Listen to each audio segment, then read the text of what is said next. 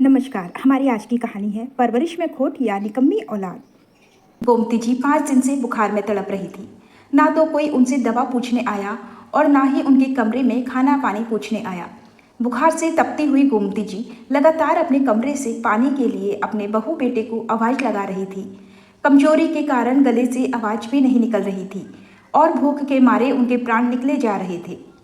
आज 5 दिन हो गए थे उन्हें बुखार में तड़पते हुए, पर किसी भी बेटा बहू ने ख्याल ही नहीं किया। बेटे को जब भी अपने कमरे से बाहर निकलते हुए देखती तो गोमती जी उन्हें आवाज़ लगाती, लेकिन सब उन्हें अनसुना करके निकल जाते। जाने कैसा दिल था कि माँ के तड़पने की आवाज़ सुनकर भी कोई उनके पास नहीं आता था। उनका 7 साल का पोता जब अपनी माँ से बोला कि मम्मी दादी को भूख लगी है, उनको खाना दे दो, तो वो अपने उस बेटे पर ही चिल्लाने लगी, तुम्हें कितनी बार मना किया है, उस बुढ़िया के पास मत जाया करो।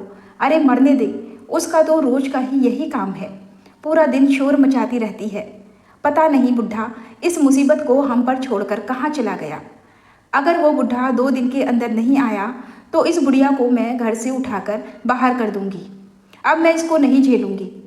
बड़ी बहू चिल्लाती हुई घर से बाहर चली गई, मगर गोमती जी की हालत छोटे से बच्चे से देखी नहीं गई और वो चुपके से डाइनिंग टेबल से 2 केले उठाकर अपनी दादी को देने चला गया।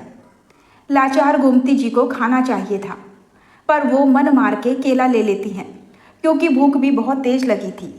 जब वो केला खा ही रही थी तब उनकी दोनों बहुएं अपने अपने बच्चों को ढूंढते हुए गोमती जी के कमरे में घुस गईं।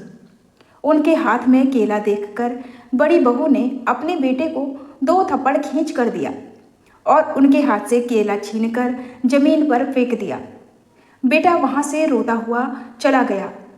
बड़ी बहू ने पहले तो गोमती जी के हाथ से केला लेकर जमीन पर फेंक दिया, फिर गोमती जी का हाथ पकड़कर झटके से चारपाई से उठाकर बाहर निकालने लगी।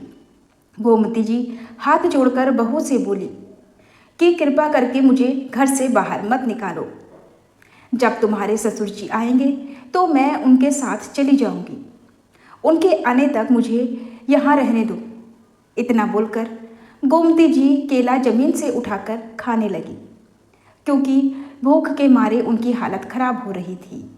दोनों बहुएं मुंह बनाकर गोमती जी के कमरे से बाहर निकली तो अपने ससुर जी के दोस्त नरेश जी को दरवाजे पर देखकर सक पका गई। फिर बोली, अरे चाचा जी आप कैसे? उन्होंने कहा, मैं तो बस गुजर ही रहा था तो सोचा भाभी जी से मिलता चलूं। दोनों को लगा कि उन्होंने सारी बातें सुन ली हैं, लेकिन नरेश जी ने कहा, आप भाभी जी का बहुत ख्याल रखते हो। भाभी जी को ऐसी किस्मत वाली बहू मिली हैं। भगवान हर किसी को ऐसी सेवा करने वाली बहू दे। दोनों इस बात पर इतराने लगी। इतना कहकर नरेश जी गोमती जी को दूर से ही हाल पूछकर चले गए। गोमती जी के पति सरकारी नौकरी में थे और यहाँ से वहाँ उनका ट्रांसफ़र होता रहता था।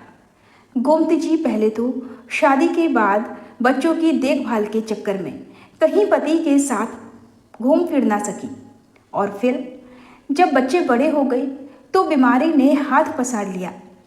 बीमारी के कारण गोमती जी अपने पति के साथ कहीं ना जा सकी, उनके साथ जीवन का आनंद नहीं ले पाई।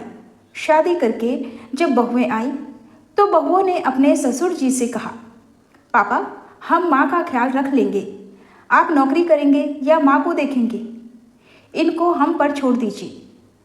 सब प्रकाश जी के आते ही ठीक से माँ का ख्याल करने लगते थे और उनके जाते ही घर का माहौल बदल जाता था। बहू उनसे खूब काम करवाती थी और 4 बात सुनाती भी थी कि ठीक से काम भी नहीं कर सकती, मुफ्त की रोटी बस तोड़ती हैं।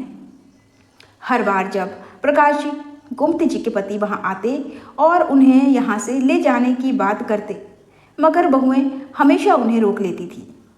सीधी साधी गोमती जी कुछ कह ही नहीं पाती थीं। वो सोचती थी कि उनके पति को ये सब जानकर कितना बुरा लगेगा। और फिर प्रकाश जी बीपी के मरीज भी थे। डॉक्टर ने सबकी चिंता से दूर रहने की हिदायत दे रखी थी। एक दिन अचानक डाकिया आया और एक चिट्ठी गोमती जी को दे गया। वो चिट्ठी वाला अक्सर वहाँ आता रहता था, तो गोमती जी को जानता भी था। डाकिया हमेशा की तरह अंदर कमरे में आकर चिट्ठी हाथ में देकर चला गया। चिट्ठी उनके पति प्रकाश जी की थी। दोनों बहुएं हंसते हुए वहाँ से चली गई और बोली, अभी देखो ये रोते हुए बुढ़िया चिट्ठी पढ़ेगी। प्रकाश जी की चिट्ठी पढ़कर गोमती जी की आंखें फैल गईं। अंत में लिखा था, उम्मीद है कि तुम ऐसा जरूर करोगी और मेरा कहना मानोगी। मैं जब आऊँगा तो वैसा ही पाऊँगा। दिल पर पत्थर रखकर सही, मगर तुम्हें ऐसा करना ही पड़ेगा। गोमती जी ने चिट्ठी को अपने पल्लू में छुपा कर रख लिया। शाम को नरेश जी घर पर आए, क्योंकि वो पेशे से वकील थे और प्रकाश जी के अच्छे दोस्त भी थे। नरेश जी ने आकर गोमती जी से कमरे में ही बैठकर कुछ बातें की। दोनों बहुएं कमरे में आने लगी तो उन्हें बाहर ही रहने का इशारा कर दिया। दोनों वहाँ से चली गई तो दरवाजे के बाहर जाकर कान लगाकर सुनना चाहा, पर कुछ सुन ना सकी। उस दिन भी नरेश जी उठकर चले गए। दोनों बहुएं अपने अपने पति से बोली कि नरेश जी आए थे माँ से मिलने, पर उन्होंने क्या बात की हमें कुछ सुनाई नहीं दिया। पता नहीं क्या साजिश रच रहे हैं दोनों मिलकर। उनके पतियों ने कहा, अरे वो सिर्फ पापा के दोस्त हैं, ऐसे ही माँ से मिलने आए होंगे। तब दोनों बोली, आप समझते नहीं हो, वो वकील हैं और बात भी धीरे धीरे कर रहे थे। गोमती जी के बड़े बेटे ने कहा, छोड़ो ऐसा कुछ नहीं है। फिर जब वो घर पर आए तो आगे से ध्यान रखना। इसके बाद नरेश जी रोज शाम को आने लगी और गोमती जी को दवा और फल देकर चले जाते थे। दोनों बहुएं नजर रखने लगी। उन्हें कुछ समझ नहीं आ रहा था कि ये सब क्या हो रहा है। नरेश जी रोज आते और गोमती जी से कुछ पल मिलकर चले जाते।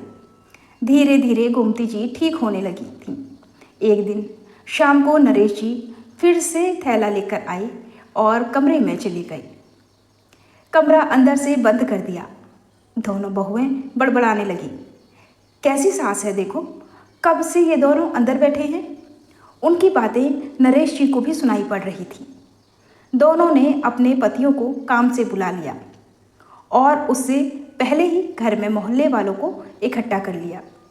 देखो सब लोग, हमारे ससुर जी तो बाहर रहते हैं और हमारी सासू माँ किसके साथ अंदर बंद है। क्या जमाना आ गया है, कुछ तो ख्याल किया होता उम्र का। इज्जत ऐसे ही नहीं कमाई जाती है।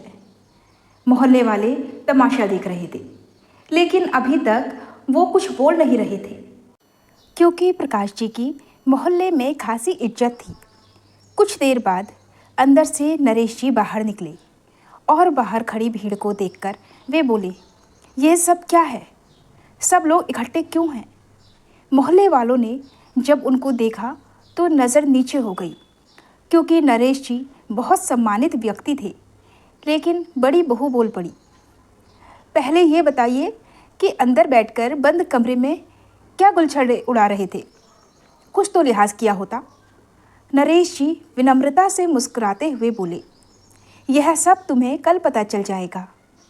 दोनों बहू हैरान होकर बोली, क्या कल पता चल जाएगा। हंस तो ऐसे रहे हैं जैसे कोई नेक काम किया हो। नरेश जी ने कहा, हाँ नेक काम ही है, कल तक इंतज़ार करो। इसके बाद वो चले गए। भीड़ की भी उनसे कुछ कहने की हिम्मत ना हुई। बहुओं के पति तभी घर में घुसे और उन्हें बाहर जाते देखकर पूछा तो बहू ने ताने मारने शुरू कर दिए, तुम्हारी माँ ने सारे मोहल्ले में नाक कटवा दी है, कमरे में इनके साथ बंद थी। पूछने पर कहा, कल तक का इंतज़ार करो, और वो वहाँ से चले गए। माँ क्या है ये सब, जरा तो सोचा होता, पापा की गैर हाजिरी में इनके साथ बंद कमरे में क्या हो रहा था। गोमती जी जोर से बोल पड़ी, कुछ तो शर्म करो बड़ी बहू, भाई साहब के बारे में और मेरे बारे में ऐसा सोचती हो। लगता है तुम सबकी आत्माएं मर चुकी हैं। लांछन लगाते जुबान क्यों नहीं कट गई तुम लोगों की। बड़ी बहू ने उनका हाथ पकड़कर मरोड़ते हुए कहा, मुंह तो देखो कितना चल रहा है इस बुढ़िया का। गोमती जी ने अपना हाथ छुड़ाकर जोर से 2 तमाचे बड़ी बहू को मारते हुए कहा, हाथ लगाया तो हाथ काट दूंगी तुम्हारा, निकलो यहाँ से तुम सब। ये बात सुनकर बेटा बहू हैरान हो गए कि ये अचानक क्या हुआ। बेटा बोला, माँ को क्या हो गया? पहले तो आवाज़ नहीं निकलती थी। सब के सब सोच में पड़े हुए थे। अगले दिन 4 लोग सवेरे सवेरे घर में आ गए। हमें गोमती जी से मिलना है। बहू ने कमरे की तरफ इशारा कर दिया। सब कमरे में गए और बाहर कहते हुए निकले कि धन्यवाद गोमती जी, आपने हमारी बहुत मदद कर दी। बाहर एक बड़ा सा पत्थर लगवाकर उस पर आपका नाम लिखवाएंगे। ये बहुत बड़ा योगदान है हमारे आश्रम के लिए। आश्रम का नाम सुनते ही सब चौंक गए और उनसे पूछने लगे, कैसा आश्रम? वो लोग बोले, गोमती जी ने हमको ये घर पूरे 30 लाख में बेच दिया है। वैसे मार्केट के हिसाब से इसकी कीमत बहुत ज़्यादा है और वो एक भी पैसा लेना नहीं चाहती, मगर हम भी मुफ्त में लेना नहीं चाहते थे, इसी कारण कुछ पैसा दिया है। काफ़ी मदद कर दी है इन्होंने हमारी। इतना कहकर वे लोग पूरा घर देखने लगे। पूरे घर का मुआयना करने के बाद वो लोग चले गए। उनके जाने के बाद बेटा गुस्से में माँ के पास आया और आंखें निकालकर बोला, आपका दिमाग खराब तो नहीं हो गया है क्या? आप अकेले इस घर को नहीं बेच सकती। गोमती जी ने कहा, ये घर मेरा है, मेरे नाम पर है। इसको बेचने का फैसला भी मेरा ही है। हमको पता है कि आपने ये काम उस वकील के साथ मिलकर किया है। अभी पापा को फ़ोन लगाता हूँ, अभी आपकी अकल ठिकाने लग जाएगी। बेटा फ़ोन लगा ही रहा था कि पीछे से आवाज़ आई, अरे किसको फ़ोन लगा रहे हो? सामने से अपने पापा को देखकर बेटा जल्दी से पास आकर बोला, पापा देखिए, माँ ने आपके पीछे इतने सस्ते में घर बेच दिया, वो भी बिना आपसे पूछे। ये कौन होती हैं फैसला लेने वाली? आपके दोस्त ने ये सब करवाया है। तभी बड़ी बहू बोली, हाँ पापा, उसने आपको धोखा दिया है। रोज आते थे और माँ के साथ कमरे में बंद हो जाते थे। जाने क्या करती थी ये अंदर? ये सुनते ही गोमती जी ने आकर बड़ी बहू को जोर का थप्पड़ जड़ दिया। जुबान संभाल कर बात करो, वरना जुबान काट दूंगी। बेटा बोला, अच्छा, अब जब पोल खुल रही है तो धमकी दे रही हो? अभी पापा के सामने डर लग रहा है क्या माँ? तुम्हें ये सब करते हुए शर्म नहीं आई? इतना सुनते ही प्रकाश जी इतनी जोरदार थप्पड़ बेटे के गाल पर जड़ देते हैं जिसकी आवाज़ से सब दंग रह गए। उन्होंने कहा, माँ को कुछ कहने से पहले अपने गिरेबान में झांक कर देख लो, कितने गिरे हुए लोग हो तुम। अपनी माँ को ऐसा कहते शर्म नहीं आ रही? छोटा बेटा बोला, पापा पहले पूरी बात जान लीजिए, माँ ने क्या किया है, पहले सुन तो लीजिए। प्रकाश जी ने उसकी तरफ आंखें ताड़ते हुए कहा, गोमती वो चिट्ठी लेकर आओ, अभी सब पता चल जाएगा। प्रकाश जी की बात सुनते ही गोमती जी कमरे में से चिट्ठी लेकर आई और बेटे के मुंह पर फेंक मारी। चारों ने एक साथ चिट्ठी पढ़ी तो सबका मुंह खुला का खुला रह गया। बड़ा बेटा बोला, पापा ये सब आपने माँ से करने को कहा, मगर क्यों?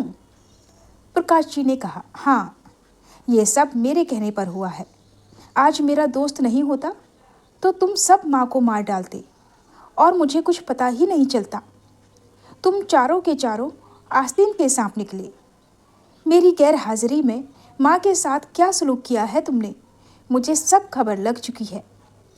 गोमती के हालात की एक एक खबर मुझे नरेश जी से हो चुकी है। चारों को तब कुछ नहीं समझ में आया और उनके पैरों में गिर पड़े, माँ हमको माफ़ कर दो। मगर गोमती जी आज किसी की सुनने वाली नहीं थी। उन्होंने आज रौद्र रूप धारण कर लिया था। उनके बेटे बहू इतनी नीच हरकत करेंगे, इसकी कल्पना भी उन्होंने कभी नहीं की थी।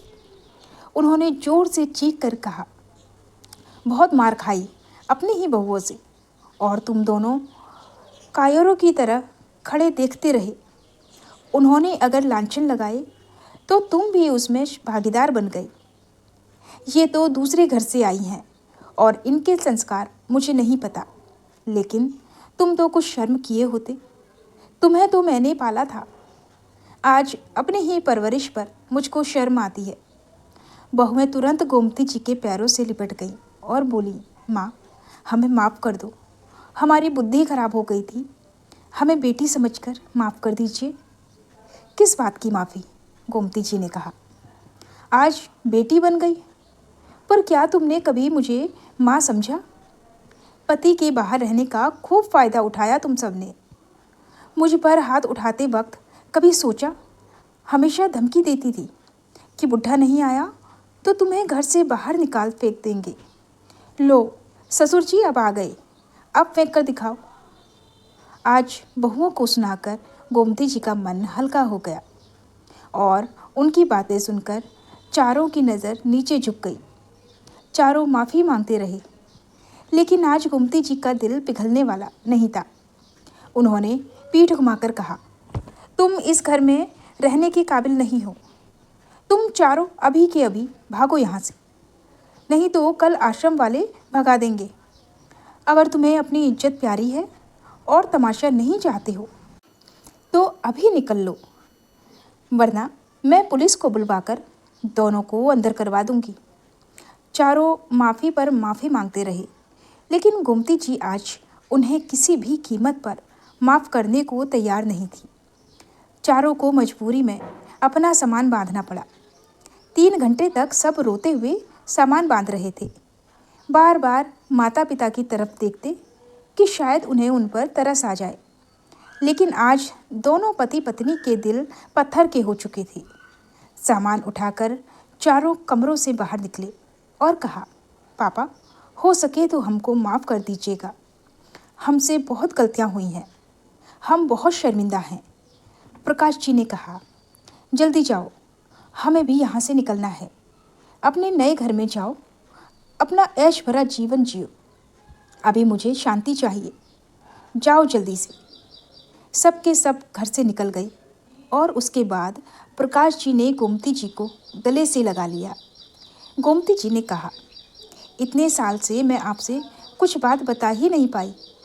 वो तो भला हो नरेश जी का, उन्होंने सारी खबर आप तक पहुंचा दी। आपकी चिट्ठी से हिम्मत मिली और बोलने की हिम्मत हो गई। प्रकाश जी ने कहा, मुझे लगता था सब तुम्हारा अच्छे से ख्याल रखते होंगे, लेकिन नरेश के कारण सच्चाई सामने आ गई। उसने घर के सामने से गुजरते हुए सब सुन लिया था और फिर जब तुम्हें बीमार देखा तो मुझे तुरंत फ़ोन किया। इसके बाद ही मैंने ये फैसला किया। चलो, अभी हम नए घर पर जाते हैं, फिर से खुशियों भरी ज़िंदगी शुरू करते हैं। उम्मीद है आपको कहानी अच्छी लगी होगी। कमेंट बॉक्स में हमें ज़रूर बताइएगा। मिलते हैं एक नई कहानी के साथ, तब तक अनुमति दें। धन्यवाद।